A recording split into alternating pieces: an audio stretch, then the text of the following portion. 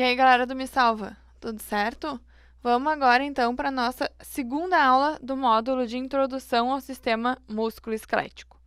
Nessa aula, a gente vai aprender um pouquinho sobre a classificação óssea e a gente vai aprender, então, a classificar e agrupar os nossos ossos de acordo com a forma e com a função que eles apresentam, certo? Tanto a forma quanto a função, então, vão dar origem aos nossos grupos ósseos, que são 7, tá? Primeiro a gente tem, então, os ossos longos, depois os ossos planos ou chatos, dependendo do livro que vocês utilizarem como referência, vocês podem encontrar um desses dois nomes. A gente tem também os ossos curtos, os irregulares, os sesamoides, supranumerários e ainda heterotópicos. Tranquilo? Agora, então, a gente vai aprender a caracterizar cada um desses grupos. Vamos começar, então, com os nossos ossos longos. Os ossos longos são ossos que têm um comprimento maior que a largura e maior que a espessura, e são os principais ossos que vão formar os nossos membros. Tá? Então, que nem aqui a gente tem o exemplo do nosso osso do fêmur numa vista posterior.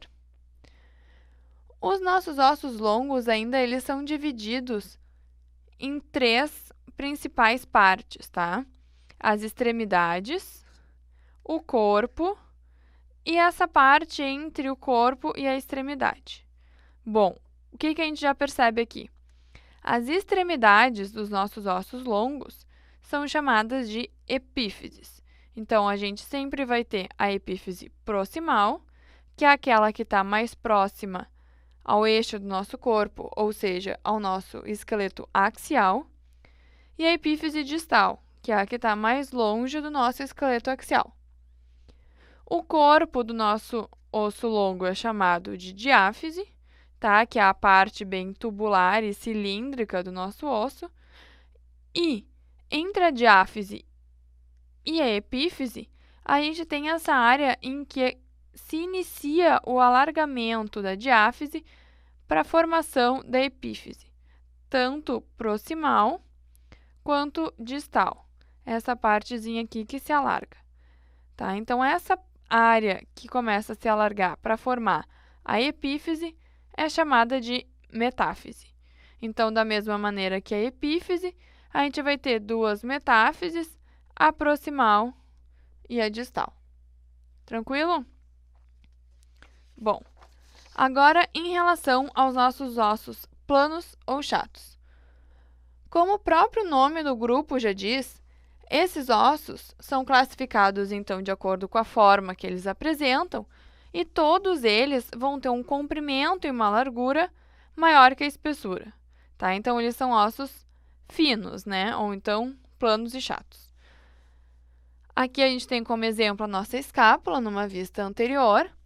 E como outros exemplos, a gente ainda encontra o externo e os nossos ossos do crânio, que têm como principais funções as funções de, na verdade, como principal função, a função de proteção, tá? Então, o nosso externo vai proteger o nosso coração e os nossos ossos do crânio vão proteger o nosso cérebro. Tranquilo? Bom, como terceiro grupo, a gente tem os nossos ossos curtos. O nome já diz, né, que esses ossos são ossos que têm um formato cuboide, ou seja, eles vão ter um comprimento que vai ser igual à largura deles, igual à espessura. E esses ossos são, então, encontrados no nosso carpo, que é o nosso punho, ou então no nosso tarso, que é o nosso tornozelo.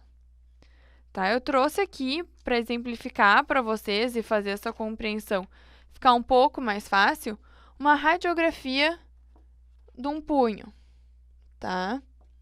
Então, aqui, ó, a gente tem... deixa eu segurar aqui de uma maneira que fique melhor a visualização. Então, aqui, ó, a gente tem o nosso punho, os nossos ossos do carpo, tá? Vocês conseguem identificar eles aqui com um formato bem cuboide, né? Vocês podem perceber que são vários ossos pequenininhos, né? Então, esses aqui são os chamados ossos com formato cuboide que fazem parte do nosso carpo, tá? E aqui, ó, a gente tem os nossos metacarpos, tranquilo? Que são ossos longos, tá? Que são divididos aqui, que nem a gente viu, em diáfises, que são as extremidades, desculpa, em epífises, que são as extremidades, diáfise, que é o corpo do osso, e metáfise, aqui, ó, vocês conseguem ver bem direitinho, ó, nesse exemplo aqui, ó, o alargamento da diáfise para formar a epífise, que é a nossa metáfise. Certo? Então, vamos continuar em relação aos nossos grupos de ossos, tá? Que são classificados de acordo com a forma. O último desses grupos, que é classificado essencialmente de acordo com a forma, é o grupo dos nossos ossos irregulares. Desculpa. Bom, então os nossos ossos irregulares são aqueles que não seguem um padrão. Então, eles não têm uma dimensão definida, eles têm uma forma complexa, como é o caso do nosso osso do quadril, aqui numa vista lateral, e no caso das nossas vértebras. Tranquilo? A gente ainda tem o grupo dos nossos ossos sesamoides, que são ossos que ficam entre tendões e articulações.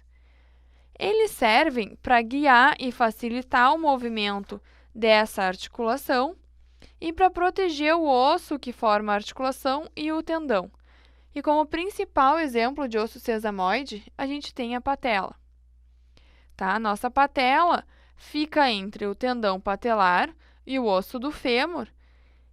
E em relação aqui a essa função de guiar e facilitar o movimento, a gente queria fazer uma observação para vocês, dizendo que a patela tem uma capacidade de aumentar exponencialmente a força do quadríceps.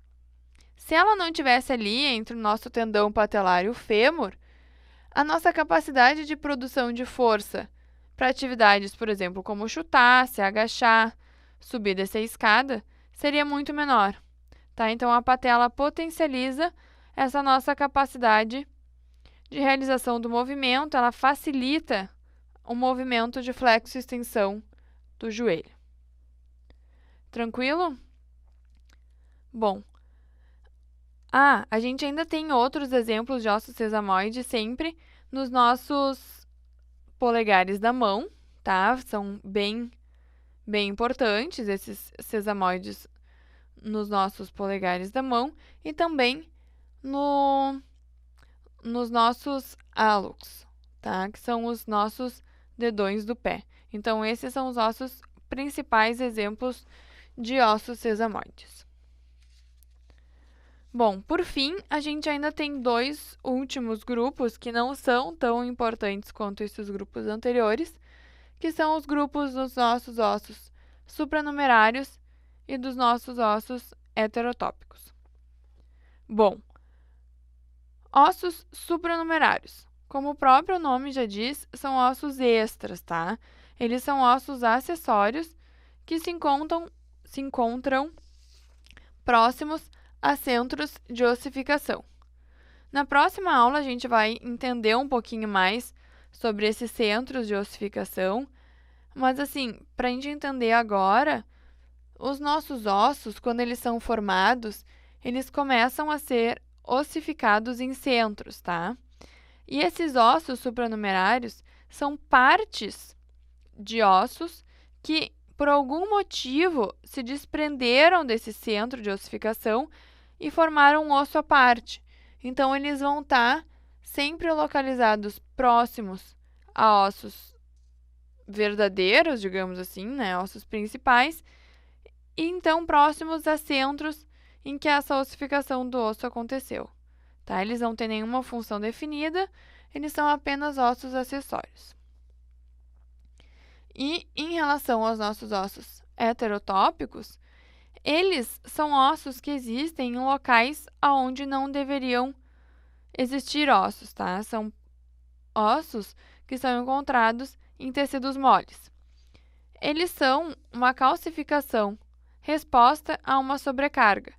Então, logo a gente imagina um grupo de atletas que realiza algum tipo de movimento repetidas vezes e essa sobrecarga excessiva faz com que a gente tenha um processo de de calcificação dentro do músculo e a formação de um osso heterotópico.